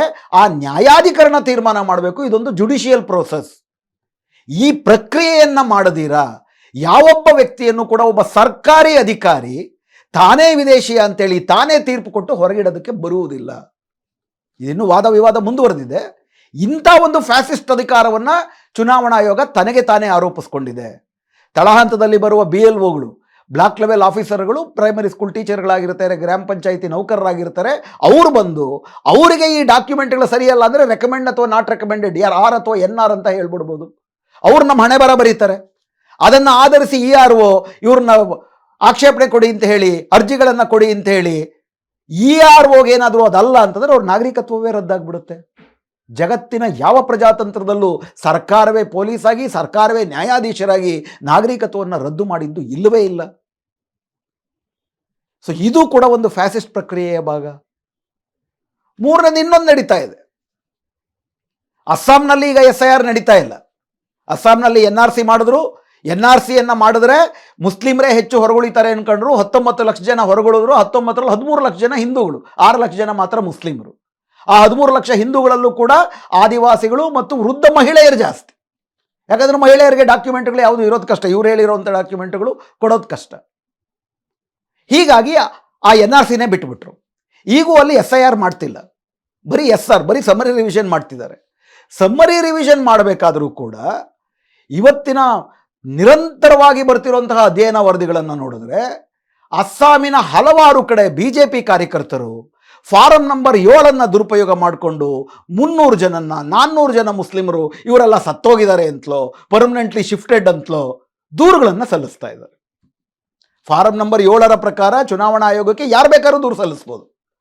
ಇವರು ನೆರೆಹೊರೆಯಲ್ಲಿರುವಂಥವ್ರು, ಅಂದರೆ ಅದೇ ಕ್ಷೇತ್ರದವರಾಗಿರಬೇಕು, ಅದೇ ಕಾನ್ಸ್ಟಿಟ್ಯೂನ್ಸಿ ಅಥವಾ ಅದೇ ವಾರ್ಡ್ನವರಾಗಿರಬೇಕು. ಈ ನಿರ್ದಿಷ್ಟವಾದಂಥ ವ್ಯಕ್ತಿ ಈ ನಮ್ಮ ಕಾನ್ಸ್ಟಿಟ್ಯೂನ್ಸಿಗೆ ಸೇರಿದವರಲ್ಲ, ಇವರು ವಿದೇಶಿಯರು ಅಂತ ದೂರು ಕೊಡಬಹುದು. ಆ ದೂರನ್ನು, ಅದರ ಸತ್ಯಾಸತ್ಯತೆಯನ್ನು ಪರಿಶೀಲನೆ ಮಾಡಿದ ನಂತರ ಚುನಾವಣಾ ಆಯೋಗ ಅದನ್ನು ಪರಿಶೀಲನೆ ಮಾಡಬೇಕು. ಆಳಂದದಲ್ಲಿ ನಡೆದದ್ದನ್ನು ಕೂಡ ನಾವು ನೋಡಿದ್ದೀವಿ. ಆಳಂದದಲ್ಲೂ ಇದೇ ಥರ ಸುಮಾರು ಒಂದು 6,000 ಜನರಿಗೆ ಆಕ್ಷೇಪಣೆ ಬಂದಿದೆ ಅಂತೇಳಿ ಅವ್ರನ್ನ ತೆಗೆದುಹಾಕಕ್ಕೆ ಹೊರಟಿದ್ರು. ಅದೇ ಥರ ಅಸ್ಸಾಮಿನಲ್ಲಿ ದೊಡ್ಡ ಸಂಖ್ಯೆಯಲ್ಲಿ ಮುಸ್ಲಿಮರು ಸತ್ತೋಗಿದ್ದಾರೆ ಅಥವಾ ಶಿಫ್ಟ್ ಆಗಿದ್ದಾರೆ ಅಂತ ಅಂದ್ಬಿಟ್ಟು ಅಪ್ಲಿಕೇಶನ್ಗಳು ಕೊಡ್ತಾ ಇದ್ದಾರೆ. ಸುಮಾರಷ್ಟು ಜನ BJP ಕಾರ್ಯಕರ್ತರು ನಾನು ಕೊಟ್ಟೇ ಇಲ್ಲ, ನನ್ನ ಫೋನ್ ನಂಬರು ನನ್ನ ID-ಯನ್ನು ಬಳಸ್ಕೊಂಡು ಯಾರ್ಯಾರು ಕೊಡ್ತಿದ್ದಾರೆ ಅಂತ ಹೇಳ್ತಿದ್ದಾರೆ. ಇಂಡಿಯನ್ ಎಕ್ಸ್‌ಪ್ರೆಸ್ ಪತ್ರಿಕೆಗಳಲ್ಲಿ ಇದರ ಬಗ್ಗೆ ಪುಂಖಾನುಪುಂಖವಾಗಿ ವರದಿಗಳು ಬರ್ತಾ ಇದ್ದಾವೆ. ಅಂದರೆ ಇದರ ಹಿಂದಿರುವ ಮನಸ್ಥಿತಿ, ಉದ್ದೇಶ, ನೀತಿ, ನಿಯತ್ತು ಎಲ್ಲವೂ ಸ್ಪಷ್ಟ. ಇದು BJP ಸರ್ಕಾರ ಸಾವರ್ಕರ್ವಾದಿ ಹಿಂದೂ ರಾಷ್ಟ್ರವನ್ನು ಮಾಡುವುದಕ್ಕಾಗಿ ಇದನ್ನು ಮಾಡ್ತಾ ಇದೆ. ಕಾಂಗ್ರೆಸ್ ಏನು ಮಾಡಬೇಕು? ಕಾಂಗ್ರೆಸ್ಸು ಇದನ್ನು ಪ್ರಜಾತಂತ್ರದ ರಾಜಕಾರಣದ ಮೂಲಕ ವಿರೋಧಿಸಬೇಕು. ಬದಲಿಗೆ ಏನು ಮಾಡ್ತಿದ್ದೀರಿ? ಸಿದ್ದರಾಮಯ್ಯನವರು ಹೇಳ್ತಾರೆ, ನಾನು ಇದರಲ್ಲಿ ರಾಜಕೀಯ ಮಾಡೋದಿಲ್ಲ. ತಮ್ಮ ಪರದೆಯ ಮೇಲೆ ಒಂದು ಜನವರಿ 6ನೇ ತಾರೀಕು ಹಾಸನದ ಜಿಲ್ಲಾಧಿಕಾರಿಗಳೇ EROಗಳು ಕೂಡ ಆಗಿರ್ತಾರೆ ಚುನಾವಣಾ ಆಯೋಗಕ್ಕೆ ಸಂಬಂಧಪಟ್ಟಂತೆ. ಅವರು ಕೊಟ್ಟಿರೋ ಒಂದು ಪತ್ರಿಕಾ ಪ್ರಕಟಣೆ ಇದೆ. ಆ ಪತ್ರಿಕಾ ಪ್ರಕಟಣೆಯ ಕೊನೆ 2 ಪ್ಯಾರವನ್ನು ನೀವು ನೋಡಿ. ಇದು ಮ್ಯಾಪಿಂಗ್ ಮಾಡಬೇಕು, ಎಲ್ಲರೂ ಮ್ಯಾಪಿಂಗ್ಗೆ ಸಹಕರಿಸಬೇಕು ಅಂತ ಕೊಟ್ಟಿರುವಂತಹ ಪ್ರಕಟಣೆ. ಮ್ಯಾಪಿಂಗ್ ಮಾಡಲಾದ ಮತದಾರರ ಸಮಗ್ರ ಪರಿಷ್ಕರಣೆ ಸ್ಪೆಷಲ್ ಇಂಟೆನ್ಸಿವ್ ರಿವಿಷನ್ ಸಂದರ್ಭದಲ್ಲಿ ಮನೆ ಮನೆಗೆ ಭೇಟಿ ನೀಡುವ ಮತಗಟ್ಟೆ ಅಧಿಕಾರಿಗಳಿಗೆ ಅಗತ್ಯ ಮಾಹಿತಿಗಳನ್ನು ಒದಗಿಸಬೇಕಾಗುತ್ತದೆ. ಹೊರತುಪಡಿಸಿ ಮತದಾರರ ಮ್ಯಾಪಿಂಗ್ ಕಾರ್ಯಕ್ಕೆ ಸ್ಪಂದಿಸದೇ ಇದ್ದ ಪಕ್ಷದಲ್ಲಿ ಅಥವಾ ಮಾಹಿತಿ ನೀಡದೇ ಇದ್ದ ಪಕ್ಷದಲ್ಲಿ ಅಂತಹ ಮತದಾರರು ಮುಂಬರುವ ಮತದಾರರ ಸಮಗ್ರ ಪರಿಷ್ಕರಣೆ ಸಂದರ್ಭದಲ್ಲಿ ಭಾರತದ ಪ್ರಜೆ ಎಂದು ಪ್ರಮಾಣೀಕರಿಸಲು, ಮತದಾರ ಅಲ್ಲ, ನಾಗರಿಕತ್ವ ಪರಿಶೀಲನೆ, ಭಾರತದ ಪ್ರಜೆ ಎಂದು ಪ್ರಮಾಣೀಕರಿಸಲು ಆಯೋಗವು ನಿಗದಿಪಡಿಸಿರುವ 11 ಬಗೆಯ ದಾಖಲಾತಿಗಳ ಪೈಕಿ ಒಂದನ್ನು ಒದಗಿಸುವುದು ಕಡ್ಡಾಯವಾಗಿರುತ್ತದೆ. ಇದರಲ್ಲಿ 2 ಮುಖ್ಯವಾದ್ದು ಕರ್ನಾಟಕದ ಸರ್ಕಾರ, ಕಾಂಗ್ರೆಸ್ ಸರ್ಕಾರದ ಒಬ್ಬ ಜಿಲ್ಲಾಧಿಕಾರಿ ಕೊಟ್ಟಿರುವಂಥದ್ದು. ಒಂದೇನು ಹೇಳ್ತಿದ್ದಾರೆ, ಭಾರತದ ಪ್ರಜೆ ಅಂತ ಪ್ರಮಾಣೀಕರಿಸಬೇಕು ಅಂತ ತುಂಬ ಸ್ಪಷ್ಟವಾಗಿ ನಾಗರಿಕತ್ವ ಪರಿಶೀಲನೆ ಅಂತ ಹೇಳ್ತಿದ್ದಾರೆ. ಎಲ್ಲಕ್ಕಿಂತ ಮುಖ್ಯವಾದದ್ದು 11 ದಾಖಲೆ ಅಂತ ಹೇಳ್ತಿದ್ದಾರೆ. ತಮ್ಮ ಪರದೆಯ ಮೇಲೆ 2025 ಅಕ್ಟೋಬರಲ್ಲಿ 11 ರಾಜ್ಯಗಳಲ್ಲಿ ಹೊಸದಾಗಿ 12 ರಾಜ್ಯಗಳಲ್ಲಿ ಏನು 2ನೇ ಹಂತದ SIR ಪ್ರಾರಂಭ ಆಯಿತು. ಈ SIRನಲ್ಲಿ ಯಾವ ದಾಖಲೆಗಳನ್ನು ಕೊಟ್ಟರೆ ಒಪ್ಕೊಳ್ತೀವಿ ಅನ್ನೋ ಒಂದು ಲಿಸ್ಟನ್ನು ಚುನಾವಣಾ ಆಯೋಗವೇ ಕೊಟ್ಟಿದೆ. 13 ದಾಖಲೆಗಳನ್ನು ಪಟ್ಟಿ ಮಾಡಿದೆ. ಆ ಪಟ್ಟಿ ತಮ್ಮ ಪರದೆಯ ಮೇಲೆ ಬರುತ್ತೆ, ತಾವು ನೋಡ್ಬೋದು. ಮೊದಲನೇದು, any identity card pension payment order issued to regular employee pensioner of any central government or state government PSU. ರಾಜ್ಯ ಅಥವಾ ಕೇಂದ್ರ ಸರ್ಕಾರದ ಉದ್ದಿಮೆಗಳಲ್ಲಿ ಕೆಲಸ ಮಾಡ್ತಿರೋರಿಗೆ ಕೊಡ್ತಿರೋಂಥ ಎಂಪ್ಲಾಯ್ಮೆಂಟ್ ಕಾರ್ಡು ಅಥವಾ pension card. Any identity card certificate document issued in India by government, local authorities, banks, post office, LIC, PSU. ಸರ್ಕಾರಕ್ಕೆ ಸಂಬಂಧಪಟ್ಟಂಥ ಯಾವುದೇ ಒಂದು PSU ಆಗಿರ್ಬೋದು, ಸ್ಥಳೀಯ ಸಂಸ್ಥೆಗಳಾಗಿರ್ಬೋದು, ಕೊಟ್ಟಿರಬಹುದಾದಂಥ ಸರ್ಟಿಫಿಕೇಟ್ ಅಥವಾ ಡಾಕ್ಯುಮೆಂಟ್ ಎಂಪ್ಲಾಯಿ ಅನ್ನೋ ಕಾರಣಕ್ಕಾಗಿ. 3ನೇದು birth certificate issued by competent authority. Birth certificate ಇವುಗಳ ಬಗ್ಗೆ ನಾವೆಲ್ಲ ಹೆಂಗಿದ್ರು ಮಾತಾಡಿದ್ದೀವಿ. 4ನೇದು passport, matriculation educational certificate issued by recognised boards and universities, permanent residence certificate issued by the competent state authority. Permanent ಆಗಿ ಅಲ್ಲೇ ಇದೀನಿ ಅಂತ ಅಂದ್ಬಿಟ್ಟು ಯಾರಾದರೂ ಕೊಟ್ಟಿರಬೇಕು. ಫಾರೆಸ್ಟ್ ರೈಟ್ ಸರ್ಟಿಫಿಕೇಟು ಆದಿವಾಸಿಗಳಿಗೆ ಕೊಟ್ಟಿದ್ದರೆ ಸುಮಾರು ಒಂದು 56% ಅಹವಾಲುಗಳನ್ನು ಈಗಾಗಲೇ ಅದನ್ನು ನಿರಾಕರಿಸಿದ್ದಾರೆ. OBC, SC, ST or any caste certificate issued by competent authority. NRC ಯಾವುದಾದ್ರೂ ರಾಜ್ಯದಲ್ಲಾಗಿದ್ದರೆ ಅದು ಆಗಿರೋದು ಕೇವಲ ಅಸ್ಸಾಂನಲ್ಲಿ. Family register prepared by state or local authorities. ಈ ಥರ ಫ್ಯಾಮಿಲಿ ರಿಜಿಸ್ಟರ್ಗಳು ಹಲವಾರು ರಾಜ್ಯಗಳಲ್ಲಿ ಆಗೇ ಇಲ್ಲ. Any land house allotment certificate by government, ಸರ್ಕಾರವೇ ನಮಗೇನಾದರೂ ಭೂಮಿಯನ್ನು ಆಶ್ರಯ ಮನೆಗಳನ್ನು ಕೊಟ್ಟಿದ್ರೆ ಅದು.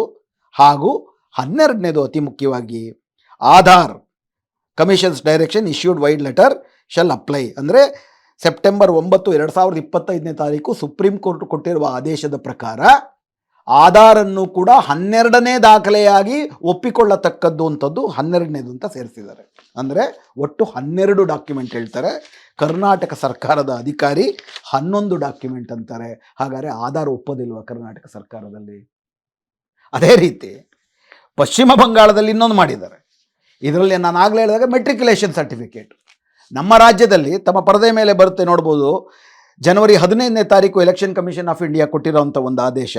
ಆ ಆದೇಶದಲ್ಲಿ ಇದ್ದದ್ದೇನಪ್ಪ ಅಂತಂದರೆ, ನಾನು SSLC ತನಕ ಹೋಗಿರ್ತೀನಿ, ಅಡ್ಮಿಟ್ ಆಗಿರ್ತೀನಿ, ನಾನು ಆಮೇಲೆ ಕ್ಲಾಸ್ಗೂ ಹೋಗಿರೋದಿಲ್ಲ, ಎಕ್ಸಾಮು ತೊಗೊಂಡಿರೋಲ್ಲ, TC ಏನೂ ತೊಗೊಂಡಿರೋದಿಲ್ಲ, ನಾನು ಎಕ್ಸಾಮೇ ತೊಗೊಂಡಿರೋಲ್ಲ. ಆದ್ದರಿಂದ ಅಲ್ಲಿ ಕೇವಲ ನಂದು ಅಡ್ಮಿಷನ್ ಮಾತ್ರ ಇರುತ್ತೆ. ಈ ಅಡ್ಮಿಷನ್ ಆದರೂ ಒಪ್ಕೋಬೋದಲ್ಲ, ಅದರಲ್ಲೂ ಡೇಟ್ ಆಫ್ ಬರ್ತ್ ಇರುತ್ತೆ, ಬರ್ಕೊಂಡಿರ್ತಾರೆ 3ನೇವರು, ನಾನೇ ಬರೆದು ಕೊಟ್ಟಿರೋದಿಲ್ಲ, ನನ್ನ ಡೇಟ್ ಆಫ್ ಬರ್ತ್ ಇರುತ್ತೆ, ನಮ್ಮ ಅಪ್ಪ ಅಮ್ಮನ ಹೆಸರು ಇರುತ್ತೆ. ಯಾವ ಕಾರಣಕ್ಕೆ ನೀವು SLC TC ಒಪ್ಕೋತೀರೋ ಅದೇ ಥರ ಅಡ್ಮಿಷನ್ ಕಾರ್ಡ್ನು ಒಪ್ಕೋಬೋದು. ಅದು ವೆಸ್ಟ್ ಬೆಂಗಾಲಲ್ಲಿ ಸುಮಾರಷ್ಟು ಜನರು ಇರುತ್ತೆ. ಯಾಕಂದರೆ ನಮಗೆ ಗೊತ್ತಿದೆ, ನಮ್ಮ ದೇಶದಲ್ಲಿ 100 ಜನ ಪ್ರೈಮರಿ ಸ್ಕೂಲ್ ಸೇರಿದ್ರೆ ಸುಮಾರು 60ರಿಂದ 70 ಜನ SLC ತಗೊಳ್ಳೋದಿಲ್ಲ. ಸೊ ಅಡ್ಮಿಷನ್ ಕಾರ್ಡು ಅಂದರೆ SSLCಗೆ ಅಡ್ಮಿಷನ್ ಕಾರ್ಡ್ ಒಪ್ಕೊಳ್ಬೋದಾ ಅಂತಂದರೆ ಜನವರಿ 15ಕ್ಕೆ ತುಂಬ ಸ್ಪಷ್ಟವಾಗಿ ಏನು ಹೇಳುತ್ತೆ, in view of the above, ಅದು ತಮ್ಮ ಪರದೆ ಮೇಲೆ ಬರುತ್ತೆ ನೋಡ್ಬೋದು. In view of the above, commission is of the opinion that the proposal to accept the Madhyamik admit card as a valid document cannot be acceded to. ನನ್ನ ಹತ್ರ ಅದಿದೆ ತಗೊಳ್ಳಿ ಅಂತಂದರೆ, ಇಲ್ಲ ನೀವು ಕೊಡೋದು ಯಾವುದನ್ನು ನಾವು ಒಪ್ಪಲ್ಲ. ಅಡ್ಮಿಷನ್ ಕಾರ್ಡು ಒಪ್ಪೋದಿಲ್ಲ ನಾವು. ಆಧಾರ್ ಕಾರ್ಡು ಸುಪ್ರೀಂ ಕೋರ್ಟ್ನ ಆದೇಶದ ಮೇರೆಗೆ ಚುನಾವಣಾ ಆಯೋಗ ಹೇಳುತ್ತೆ, ಕರ್ನಾಟಕ ಸರ್ಕಾರ ಆಧಾರ್ ಕಾರ್ಡ್ ಒಪ್ಪಲ್ಲ ಅಂತ ಪರೋಕ್ಷವಾಗಿ ಹೇಳುತ್ತೆ. ಅಂದರೆ ವಿಷಯ ಇಡೀ SIRನ ಪ್ರಕ್ರಿಯೆಯಲ್ಲಿ SIR ಪ್ರಕ್ರಿಯೆ ಮಾಡುತ್ತಿರುವುದೇ ವಿದೇಶಿಯರನ್ನು ಪತ್ತೆ ಹಚ್ಚಕ್ಕಲ್ಲ. ಅದರ ಬಗ್ಗೆನೂ ಕೂಡ ನನ್ನ ಸುಪ್ರೀಂ ಕೋರ್ಟಲ್ಲಿ ಚರ್ಚೆ ನಡೆದಿದೆ. ಎಲ್ಲಿದೆ ತೋರಿಸಿ. ಫ್ರೀಕ್ವೆಂಟ್ ಮೈಗ್ರೇಷನ್ ಅಂತಿದೆ ನೀವು ಕೊಟ್ಟಿರುವಂಥ ಪಟ್ಟಿನಲ್ಲಿ. ಕಾರಣ ಏನಕ್ಕೆ ಮಾಡ್ತಿದ್ದೀವಿ ಅಂತಂದರೆ ಇದನ್ನು ಶುದ್ಧೀಕರಿಸ್ತೀವಿ ಪಟ್ಟಿಯನ್ನು. ಯಾಕಂದರೆ ಅದಕ್ಕೆ ಹಲವಾರು ಕಾರಣ. ಅರ್ಬನೈಸೇಷನ್ ಆಗಿದೆ, ಫ್ರೀಕ್ವೆಂಟ್ ಮೈಗ್ರೇಷನ್ ಆಗಿದೆ. ಫ್ರೀಕ್ವೆಂಟ್ ಮೈಗ್ರೇಷನ್ ಅಂದರೆ ಒಂದು ರಾಜ್ಯದಿಂದ ಮತ್ತೊಂದು ರಾಜ್ಯಕ್ಕೆ ನಾನು ಕೆಲಸಕ್ಕಾಗಿ ವಲಸೆ ಹೋಗುವುದು ಸಂವಿಧಾನ ನನಗೆ ಕೊಟ್ಟಿರುವ ಹಕ್ಕು. ಅದನ್ನು ಅಪರಾಧ ಅಂತ ಹೆಂಗೆ ಪರಿಗಣಿಸ್ತೀರಿ ನೀವು? ಅಲ್ಲಲ್ಲ, ಇಲ್ಲಿಗಲ್ ಮೈಗ್ರೇಷನ್ ಅಂತ ಎಲ್ಲಿದೆ ನಿಮ್ಮ ಒಟ್ಟಾರೆ ದಾಖಲೆಗಳಲ್ಲಿ? ECI ಯಾತಕ್ಕೆ SIR ಮಾಡ್ತಿದ್ವಿ ಅನ್ನೋದ್ರಲ್ಲಿ ಇಲ್ಲಿಗಲ್ ಮೈಗ್ರೇಷನ್ನ ಪ್ರಸ್ತಾಪವೇ ಇಲ್ಲ. ಅದನ್ನು ಸದನದಲ್ಲಿ ಅಮಿತ್ ಶಾ ಅವರು ಗುಸ್ಪೈಟಿ ಅಂಕೋ ಚುನ್ಕೆ ಬಗಾವಂಗ ಅಂತ ಮಾತಾಡಿದ್ಬಿಟ್ರೆ ನಿಮ್ಮ ಅಧಿಕೃತ ಆದೇಶದಲ್ಲಿ ಇಲ್ವಲ್ಲ ಅದು ಅಂತ ಕೇಳಿದ್ರೆ, ಇಲ್ಲ ಮೈಗ್ರೇಷನ್ ಅಂದರೆ ಅದನ್ನು ಕೂಡ ಒಳಗೊಳ್ಳುತ್ತೆ ಅಂತ ಸಫಾಯಿಯನ್ನು ಕೊಟ್ಟಿದ್ದಾರೆ. ವಿಷಯ ಏನಪ್ಪ ಅಂತಂದರೆ, ವಿದೇಶಿಯರನ್ನು ಪತ್ತೆ ಹಚ್ತೀವಿ ಅನ್ನೋ ಹೆಸರಲ್ಲಿ ನೀವು ವಿದೇಶಿಯರನ್ನು ಪತ್ತೆ ಹಚ್ಚಿ ಯಾರು ಬೇಡ ಅಂತಾರೆ. ಆದರೆ ನೀವು ಮಾಡ್ತಿರೋದೇನು, ಈ ದೇಶದಲ್ಲಿರುವ 100 ಕೋಟಿ ಮತದಾರರು ವಿದೇಶಿಯರೇ. ನೀವು 100 ಕೋಟಿ ಜನರು ಕೂಡ ಒಬ್ಬೊಬ್ಬರೇ ಬಂದ್ಬಿಟ್ಟು ನನಗೆ ನಾನು ಕೇಳುವ ಡಾಕ್ಯುಮೆಂಟ್ ತೋರಿಸಿದ್ರೆ ನೀವು ಈ ದೇಶದವರು ಅಂತ ನಾನು ಸರ್ಟಿಫೈ ಮಾಡ್ತೀನಿ ಅಂದರೆ, ಮೋದಿ ಸರ್ಕಾರ SIR ಅನ್ನುವ ಹೆಸರಿನಲ್ಲಿ ಈ ದೇಶದ 100 ಕೋಟಿ ಜನರು 140 ಕೋಟಿ ಜನರ ಮೇಲೆ FIR ಆಗ್ತಾ ಇದೆ. ಆ FIR ಏನಪ್ಪ ಅಂದರೆ ನೀವೆಲ್ಲ ವಿದೇಶಿಯರು. ನೀವು ಬಂದು ಸಾಬೀತು ಮಾಡ್ಕೊಂಡ್ರೆ ನೀವು ದೇಶೀಯರು. ಸಾಬೀತು ಹೆಂಗೆ ಮಾಡ್ಕೊಳ್ಬೇಕು? ಯಾರಿಗೆ ಎಲ್ಲವೂ ಇದೆ, ಶಿಕ್ಷಣ ಇದೆ, ಯಾರಿಗೆ ವೃತ್ತಿ ಇದೆ, ಯಾರಿಗೆ ಆಸ್ತಿ ಇದೆ, ಪಾಸ್ಪೋರ್ಟ್ ಇದೆ, ಅವರೆಲ್ಲ ಮಾಡ್ಕೋಬೋದು. ಈ ದೇಶದ ಅತ್ಯಂತ ಅಂಚಿನಲ್ಲಿರುವಂಥ ಸುಮಾರಷ್ಟು ಜನರಿಗೆ ಶಿಕ್ಷಣವೂ ಇಲ್ಲ, ಆಸ್ತಿಯೂ ಇಲ್ಲ, ಸ್ಥಾನಮಾನವೂ ಇಲ್ಲ, ವೃತ್ತಿಯೂ ಇಲ್ಲ. ಇನ್ಫ್ಯಾಕ್ಟ್ ಇವರೆಲ್ಲರಿಗೂ ಓಟಿನ ಹಕ್ಕಿರಬೇಕು. ಇವರೆಲ್ಲರೂ ಕೂಡ ಈ ದೇಶದಲ್ಲಿ ಸಮಾನ ಹಕ್ಕಿರುವಂತಹ ನಾಗರಿಕರು ಅಂತೇಳಿ ಅಂಬೇಡ್ಕರ್ ನೇತೃತ್ವದಲ್ಲಿ ರಚಿಸಲ್ಪಟ್ಟ ಸಂವಿಧಾನ ಹೇಳುತ್ತೆ. ಅದಕ್ಕೆ ತದ್ವಿರುದ್ಧವಾಗಿ ಕಾಂಗ್ರೆಸ್ನಲ್ಲೇ ಮಹಿಳೆಯರಿಗೆ ಓಟ್ ಕೊಡಬಾರ್ದು, ಆಸ್ತಿ ಇಲ್ದಿರೋರ್ಗೆ ಓಟ್ ಕೊಡಬಾರ್ದು ಇತ್ತು. ಬ್ರಿಟಿಷರ ಕಾಲದಲ್ಲೂ ಅದೇ ಇತ್ತು. ಅದನ್ನು ವಿರೋಧಿಸಿ ನಮ್ಮ ಸಂವಿಧಾನ ನಮ್ಮೆಲ್ಲರಿಗೂ ರಾಜಕೀಯ ಸಮಾನತೆಯನ್ನು ಕೊಡ್ತು. ವೃತ್ತಿ, ಶಿಕ್ಷಣ, ಸ್ಥಾನಮಾನ, ಹುಟ್ಟು ಇವ್ಯಾವುದು ಕೂಡ ಒಂದು ಮಾನದಂಡ ಅಲ್ಲ. ಈ ದೇಶದಲ್ಲಿ ಹುಟ್ಟಿದರೆ ಎಲ್ಲರೂ ಸಮಾನರು ಅಂತ ಕೊಟ್ಟಿದ್ದನ್ನು ನೀವೇನು ಮಾಡ್ತಿದ್ದೀರಿ? ಪಾಸ್ಪೋರ್ಟ್ ಇರಬೇಕು, ಪ್ರಾಪರ್ಟಿ ಇರಬೇಕು, ಮೆಟ್ರಿಕ್ಯುಲೇಷನ್ ಪಾಸ್ ಆಗಿರಬೇಕು, ಬರ್ತ್ ಸರ್ಟಿಫಿಕೇಟ್ ಇರಬೇಕು, ಸರ್ಕಾರದಲ್ಲಿ ಉದ್ಯೋಗಿಯಾಗಿರಬೇಕು. ಇದನ್ನು ಯಾವುದೂ ಇಲ್ದಿರೋರು, ಯಾವುದು ಇಲ್ದಿರೋದಕ್ಕೆ ಕಾರಣ ಸರ್ಕಾರವೇ. ನೀವು ಯಾವುದು ಕೊಟ್ಟಿಲ್ಲ ಅದಕ್ಕಿಲ್ಲ. ಅದಕ್ಕೇನೆ ಅಂದರೆ ಈಗಾಗಲೇ ಶಿಕ್ಷೆಗೊಳಪಟ್ಟಿದ್ದಾರೆ ಸರ್ಕಾರದ ದುರುದ್ದೇಶದ ನೀತಿಗಳಿಂದ. ಶಿಕ್ಷೆಗೊಳಪಟ್ಟವ್ರಿಗೆ ನಿಮ್ಮ ಹತ್ರ ಇಲ್ಲ ಅಂಥೇಳಿ ಇನ್ನೊಂದ್ಸತಿ ಈ ಶಿಕ್ಷೆ ಕೊಡುವಂಥದ್ದು ಅತ್ಯಂತ ಫ್ಯಾಸಿಸ್ಟ್ ರಾಜಕಾರಣ, ಕಾರ್ಪೊರೇಟ್ ಹಿತಾಸಕ್ತಿಗಳನ್ನು ರಕ್ಷಿಸುವ ರಾಜಕಾರಣ, ಬ್ರಾಹ್ಮಣವಾದಿ ಹಿಂದುತ್ವದ ರಾಜಕಾರಣ ಇದು. ಆದ್ದರಿಂದ ಇದನ್ನು ಪ್ರಜಾತಂತ್ರದ ರಾಜಕೀಯದ ಮೂಲಕವೇ ಎದುರಿಸಬೇಕು. ಇದರಲ್ಲಿ ರಾಜಕೀಯ ಮಾಡಲ್ಲ ಅನ್ನುವಂಥದ್ದು, SIRಗೆ ವಿರೋಧಿಸೋದಿಲ್ಲ ಅನ್ನುವಂಥದ್ದು ಫ್ಯಾಸಿಸ್ಟ್ ರಾಜಕಾರಣಕ್ಕೆ ಸಹಕಾರ ಕೊಡುವುದಕ್ಕೆ ಸಮ ಆಗುತ್ತೆ. ಆದ್ದರಿಂದ ಅರ್ಥ ಮಾಡ್ಕೊಳ್ಳೋಣ. SIR ಒಳಗಡೆ ಹೆಂಗಾದರೂ ಉಳ್ಕೊಂಡ್ಬಿಡ್ತೀವ, SIR ಅಲ್ಲಿ ಮ್ಯಾಪಿಂಗ್ ಆಗ್ಬಿಟ್ರೆ ಉಳ್ಕೊಂಡ್ಬಿಡ್ತೀವಿ ಅಂತ ಸುಮಾರಷ್ಟು ಜನ ಅನ್ಕೊಂಡಿದ್ವು. ಮ್ಯಾಪಿಂಗ್ ಆದಮೇಲೂ ಕೂಡ ಉತ್ತರ ಪ್ರದೇಶದಲ್ಲಿ 1.5 ಕೋಟಿ ಜನಕ್ಕೆ ಮ್ಯಾಪಿಂಗ್ ಆದವ್ರಿಗೆ ನೋಟಿಸ್ ಹೋಗಿದೆ. ಪಶ್ಚಿಮ ಬಂಗಾಳದಲ್ಲಿ 1.5 ಕೋಟಿ ಜನರಿಗೆ ಮ್ಯಾಪಿಂಗ್ ಆದವ್ರಿಗೆ, ಉತ್ತರ ಪ್ರದೇಶದಲ್ಲಿ ಮ್ಯಾಪಿಂಗ್ ಆದರೂ 3.6 ಕೋಟಿ ಜನರಿಗೆ ಮತ್ತೆ ಹೋಗಿದೆ. ಅಮ್ಮನ ಜೊತೆ 15 ವಯಸ್ಸು ಅಂತರ ಇರಬಾರ್ದು, 6 ಜನ ಮಕ್ಕಳಿರಬಾರ್ದು, ಇಂಥ 100 ಹುಡುಕ್ತಾ ಹೋಗ್ತಾರೆ. ಉದ್ದೇಶ ಹೆಚ್ಚು ಜನರನ್ನು ಹೊರಗಿಡುವುದೇ ಹೊರತು ಒಳಗೆ ತೆಗೆದುಕೊಳ್ಳುವುದಲ್ಲ. ಆದ್ದರಿಂದ ಈ ಹುನ್ನಾರಗಳನ್ನು ಅರ್ಥ ಮಾಡ್ಕೊಳ್ಳೋಣ. SIRನ ರದ್ದು ಮಾಡಬೇಕು. ಇಲ್ಲ ಅಂದರೆ SIR ನಮ್ಮ ದೇಶದ ಪ್ರಜಾತಂತ್ರವನ್ನು, ನಮ್ಮ ನಾಗರಿಕತ್ವವನ್ನು ರದ್ದು ಮಾಡುತ್ತದೆ ಅಂತ ಅರ್ಥ ಮಾಡಿಕೊಂಡು ನಿಜವಾಗಿ ಈ ದೇಶವನ್ನು ಉಳಿಸುವಂತಹ ಹೋರಾಟಕ್ಕೆ ಸಜ್ಜಾಗೋಣ. ನಿಜವಾದ ದೇಶಭಕ್ತರೆಲ್ಲರೂ ಈ ಹೋರಾಟದಲ್ಲಿ ಕೈಗೂಡಿಸಬೇಕು ಅಂತ ಆಶಿಸ್ತಾ ಇವತ್ತಿನ ಈ ಚರ್ಚೆಯನ್ನು ಇಲ್ಲಿ ನಿಲ್ಲಿಸ್ತಿದ್ದೀನಿ. ನಮಸ್ಕಾರ.